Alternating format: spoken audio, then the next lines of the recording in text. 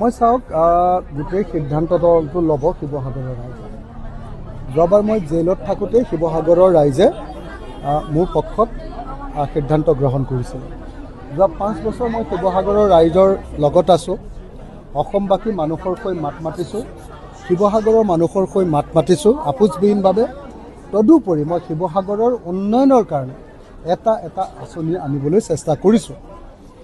এতিয়া যি সময়ত মই অসমৰ আটাইতকৈ সৰব বিধায়ক ৰূপে কাম কৰিবলৈ চেষ্টা কৰিছোঁ, যি সময়ত মই বিৰোধী বিধায়ক হৈও অসমৰ ভিতৰতে আটাইতকৈ বেছি প্ৰজেক্ট আনিবলৈ চেষ্টা কৰিছোঁ, সেই সময়ত মই নাভাবোঁ যে শিৱসাগৰৰ ৰাইজে অখিল গগৈক বাদ দি কোনোবা থাওৰা বিধানসভা সমষ্টিৰ পৰা কোনোবা কুশল দুৱাৰী বা জয়ন্ত হাজৰিকাক ইয়ালৈ মাতি আনিব, বা আমগুৰি বিধানসভা সমষ্টিৰ প্ৰাক্তন বিধায়ক প্ৰদীপ হাজৰিকা ডাঙৰীয়াক ইয়াত ভোট দিব, মই নাভাবোঁ।